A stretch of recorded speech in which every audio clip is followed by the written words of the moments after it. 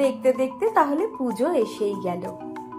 যদিও এবারের পুজোটা অন্যান্য বারের তুলনায় অনেকটাই আলাদা, তবুও বাইরে বেরোনো হোক বা না হোক, বাড়িতে থেকে রান্না করে খেতে তো কোনো অসুবিধে নেই।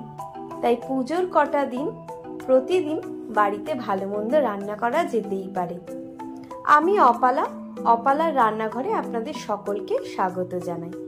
আমার আজকের রেসিপি ক্ষীরের পাটিসাপটা। এটা বানানোর জন্য আমি হাফ কাপ চালের গুঁড়ো, 1/4 কাপ ময়দা, 1 টেবিল স্পুন সুজি, 2 টেবিল স্পুন চিনি আর স্বাদ মতো নুন নিয়ে নিয়েছি। প্রথমে শুকনো উপকরণগুলোকে মিশিয়ে নিয়ে এখানে আমি 3/4 কাপ মতো দুধ নিয়েছি। দুধটাকে জাল দিয়ে নিয়েছিলাম আগে থেকেই, নিয়ে ঠান্ডা করা। এই দুধটা অল্প অল্প করে দিয়ে আমি একটা পাতলা ব্যাটার তৈরি করে নেব। পুরো দুধটাই লেগে গিয়েছে, কিন্তু আরো একটু দুধের প্রয়োজন, তাই আরো হাফ কাপ দুধ আমি নিয়ে নিয়েছি। সেখান থেকে কিছুটা দিয়ে আমি এই রকম ঘনত্বের ব্যাটারটা বানিয়ে নিয়েছি। আরো 1 টেবিল স্পুন চিনি আমি এখানে দিয়ে দিলাম, কারণ মিষ্টিটা একটু কম মনে হয়েছিল। এইটুকু আমার দুধ বেঁচে গেল, 2 চামচ মতন হবে। এবার এই ব্যাটারটাকে আমি আধ ঘন্টা রেস্টে রেখে দেবো, ততক্ষণ আমি পুরটা বানিয়ে নিচ্ছি। পুরটা বানানোর জন্য প্রথমে একটা কড়াই বসিয়ে দিয়েছি, গ্যাসের ফ্লেম অন করে সামান্য একটু জল দিয়ে দিয়েছি 2 কাপ পরিমাণ দুধ। এই দুধটা আমার আগে থেকে জাল দেয়া ছিল। প্রথমে আমি 1 টিস্পুন মতন চিনি দিয়ে দিলাম।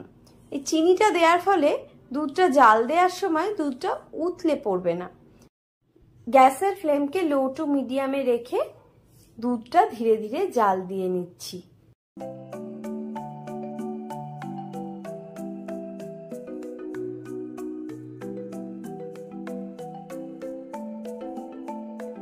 দুধটা জাল দিতে দিতে দুধের পরিমাণটা যখন 3 ভাগের 1 ভাগ মতো হয়ে আসবে, তখন তার মধ্যে আমি হাফ কাপ পরিমাণ চিনি দিয়ে দিলাম। এবার চিনিটাকে দুধের সঙ্গে ভালোভাবে মিশিয়ে নিচ্ছি। দুধটা দেখুন কতটা ঘন হয়ে গিয়েছে, আমার ক্ষীরটা প্রায় তৈরি হয়ে এসেছে। এই পর্যায়ে এসে আমি 2 টিস্পুন মিল্ক পাউডার এর মধ্যে দিয়ে দিলাম। মিল্ক পাউডারটা দিলে ক্ষীরের স্বাদটা আরো ভালো হয়। ক্ষীরটা আমার তৈরি হয়ে গিয়েছে, এটাকে আমি একটা বাটির মধ্যে উঠিয়ে রেখে দিচ্ছি। এতক্ষণে প্রায় আধ ঘন্টা মতো সময় পেরিয়ে গিয়েছে, তাই আমার পাটিসাপটার ব্যাটারটাও পাটিসাপটা ভাজার জন্য একেবারে তৈরি হয়ে গিয়েছে। একটা ননস্টিক ফ্রাইং প্যান নিয়ে নিয়েছি। গ্যাসের ফ্লেমকে একেবারে লোতে রেখে 1 হাতা ব্যাটার এর মধ্যে আমি দিয়ে দিলাম। এবার এর মধ্যে আগে থেকে বানিয়ে রাখা ক্ষীরটা দিয়ে এইভাবে একে একে পাটিসাপটাগুলো বানিয়ে নিচ্ছি। দেখুন কত সুন্দরভাবে পাটিসাপটাটা উঠে এলো। তাই পাটিসাপটাটা ভাজার সময় সবসময় চেষ্টা করবেন ননস্টিক ফ্রাইং প্যানেই ভাজতে। আরো একটা পাটিসাপটা ভেজে আমি আপনাদের দেখিয়ে দিচ্ছি। পাটিসাপটাটা ভাজার সময় পুরের পরিমাণটা কিন্তু খুব বেশি দেবেন না।